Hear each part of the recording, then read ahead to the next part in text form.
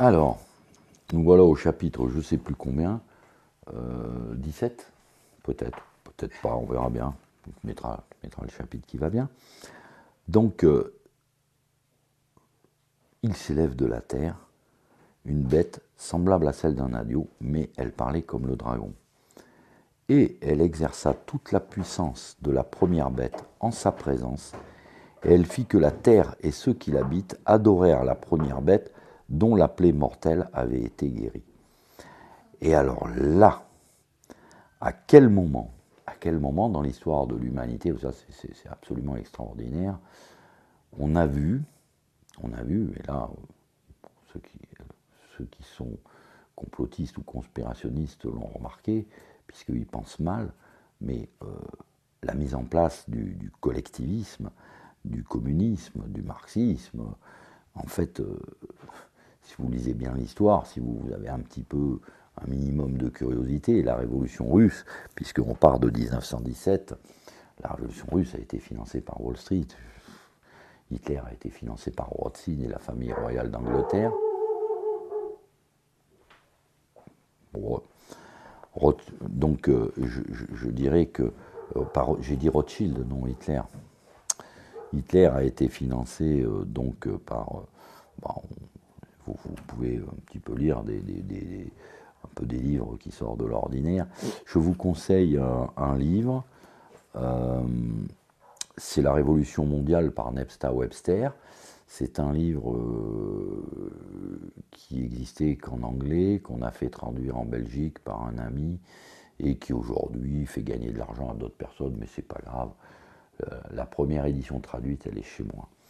Donc je pense que c'est un livre fondamental pour comprendre, je dirais, ce qu'est la révolution mondiale. Donc la révolution, quand on parle aujourd'hui, quand il dit « Et elle fit que la terre et ceux qui l'habitent adorèrent la première bête dont la plaie mortelle avait été guérie », donc qui a imposé en fait ce marxisme, quoi qu'on dise, quoi qu'on fasse.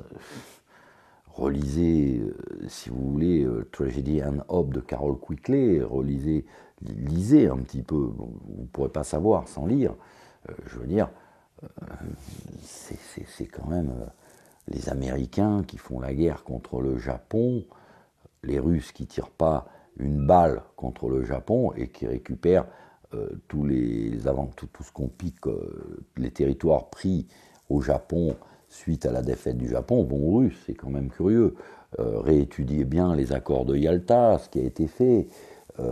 Réétudiez, si vous voulez, l'histoire de Patton, qu'on a ralenti, qu'on a empêché d'avancer pour que les Russes prennent un petit peu plus de l'Allemagne.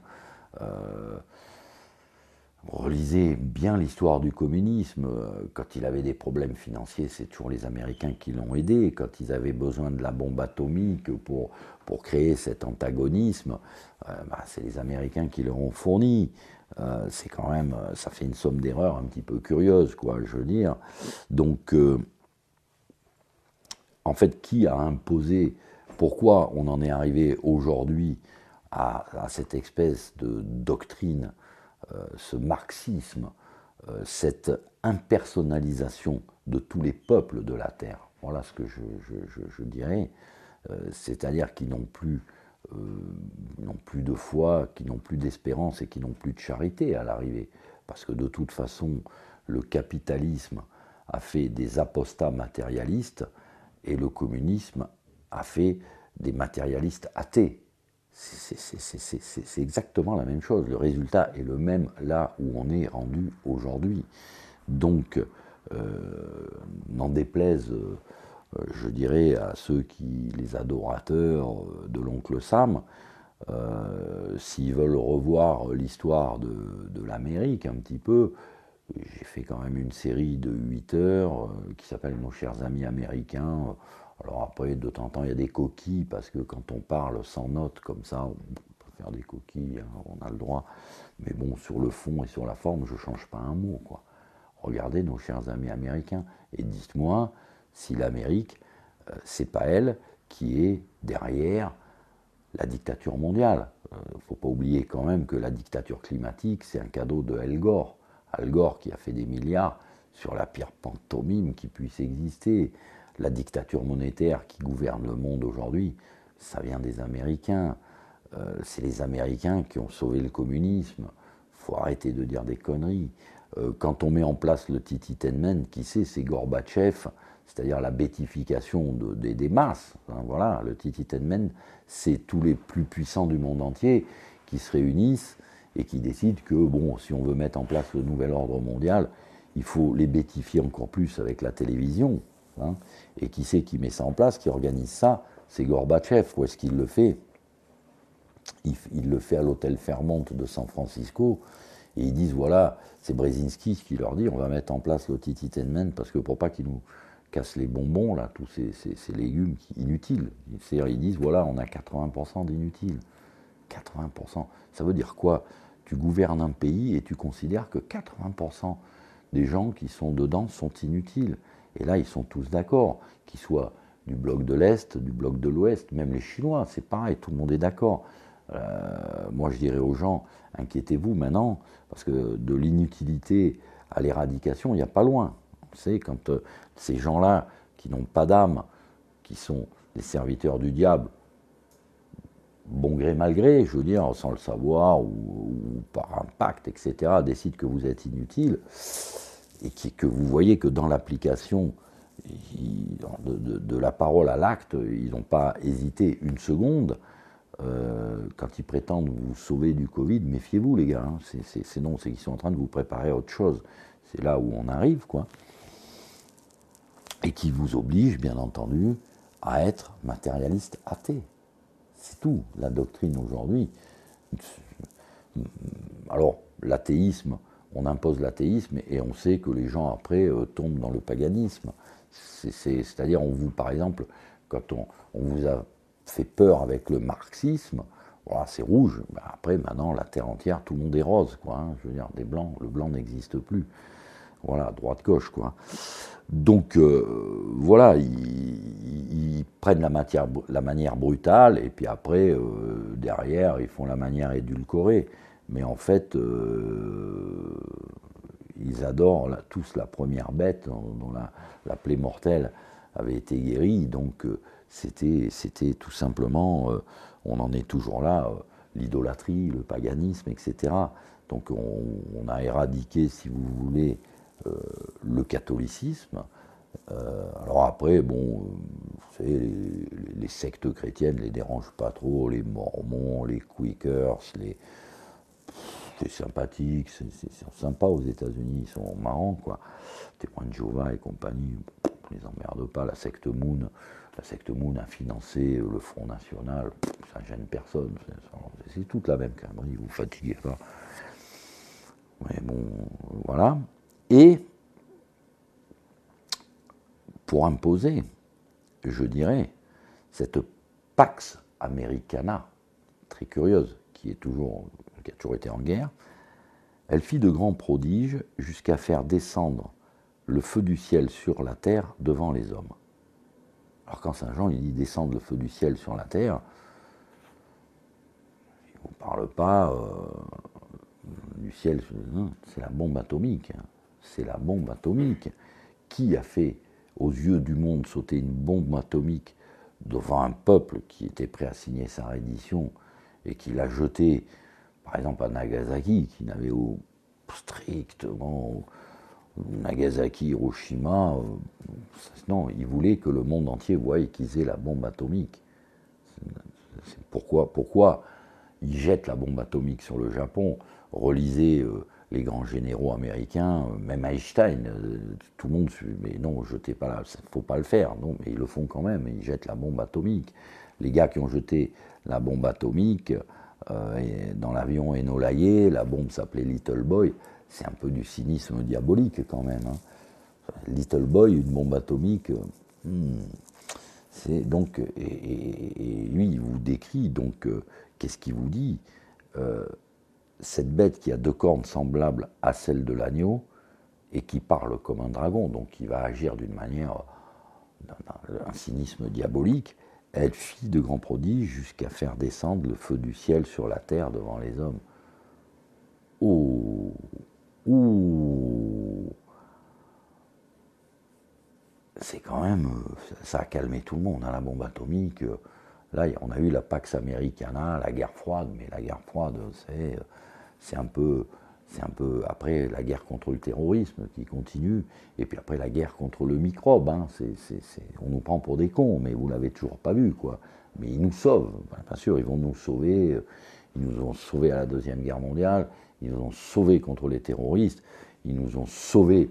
Ils vont nous sauver contre le Covid aussi. Mais bon, mais oui, puisqu'on n'a pas voulu prendre les leçons du passé, le futur ne sera pas terrible, quoi. Et elle séduisit ceux qui habitent sur la terre à cause des prodiges qu'elle eut le pouvoir de faire devant la bête, en disant à ceux qui habitent sur la terre qu'ils dressassent une image à la bête qui avait reçu un coup d'épée, était encore en vie. Et Jean revient encore sur cette bête qui avait reçu un coup d'épée qu'on avait fait tomber. C'était l'Empire romain, bien entendu, l'Empire romain avec les idoles, etc. Et qu'est-ce qu'on voit? Qu'est-ce qu'on voit? Cette Amérique triomphante et qui vous ressort ces artistes en bois, ces artistes de music-hall, ces stars, Hollywood, c'est Walt Disney. Alors là, je peux vous en faire, chacun fera sa liste. Je veux dire, en fait, tout ce qui relève du paganisme, je veux dire, qui relève, pour être gentil, je dirais, d'une adoration déréglée. Vous voyez ce que je veux dire? Je rappellerai, comme je l'avais dit dans Nos chers amis américains notamment, aujourd'hui Woodstock c'est culte, le LSD, disons que c'est des expériences de laboratoire américaines. Bon, ils cherchaient, mais vous avez le programme MK Ultra, vous avez plein de programmes qu'ont fait les Américains. La zone 51, alors ils nous ont sorti des trucs absolument extraordinaires, nos chers amis américains. C'est des produits, ils sont même allés sur la Lune. Oh là là, bah, ils sont allés sur la Lune, le drapeau il flottait. Il flottait, les ombres elles se croisent. Ouais, non, mais oui, non, d'accord, ok, ils sont allés sur la Lune, peut-être ils sont allés, je sais pas moi, mais bon, pas sur ce qu'on m'a montré à la télé, hein, non, à la télévision. Donc, ouais, elle a fait des grands prodiges, elle est allée sur la Lune, elle nous a sorti des péplums, elle nous a sorti des walk of fame, je sais pas quoi, je veux dire, les étoiles sur toutes les étoiles par terre, les étoiles par terre, Marilyn Monroe, Dean Martin, enfin je sais pas quoi, des stars, hein, des idoles en bois. Voilà. Après, le naturalisme, tous ces mouvements, et puis bon. Le World Trade Center, oh là là là là là là, oh ça c'était fabuleux. Les mecs qui tombent pas, et tout qui tombe, les mecs qui montent dans un avion, un cutter, bah, ils mettent l'Amérique à genoux, enfin des invraisemblances, c'est hollywoodien ça. Hein. Même une troisième tour qui a perçu un avion, bah, elle tombe par terre. Je sais pas, trouver. Puis on prenait le WTC-7, il y a un feu, d'un coup elle tombe par terre, à la vitesse de la pesanteur. Je sais pas, regardez, il y a eu quelques tours qui ont brûlé, hein, regardez un petit peu. D'ailleurs, ils vous ont fait un film magnifique, hein, c'est La Tour Infernale avec Steve McQueen. Bon, je sais pas pourquoi ils l'ont pas fait tomber, cette Tour Infernale. Bon, elle ne tombe pas, parce que bon, bah, les mecs qui font un film, ils essayent de rester dans la cohérence, et puis allez sur le World Trade Center, faites-vous plaisir. Écoutez le témoignage du plus grand héros de l'affaire du 11 septembre, c'est William Rodriguez, c'est le concierge du World Trade Center, il va vous expliquer ce qu'il a vu réellement, quoi. Voilà, après, il doit mieux savoir que moi et que vous, puisqu'il lui y était, ils l'ont décoré, ils ont voulu le faire député et tout, il dit non, je veux pas de sous. Aïe. pouvez pas l'acheter, celui-là. Donc, c'est la comédie du World Trade Center, n'est-ce pas? Donc, après, on est allé chercher des armes de destruction massive en Irak. On les cherche encore, hein. Pas trouvé. Alors, les mensonges, après, allez-y. Et ce qui est marrant, un peu avant, on oublie que, en fait, si tu veux, si vous voulez, le terme de complotisme, ben, ça a été inventé par la CIA. C'était ceux qui n'étaient pas d'accord avec le rapport Warren sur la mort de Kennedy. Ceux qui n'étaient pas d'accord, qui ont lu le rapport, ben, c'est des complotistes.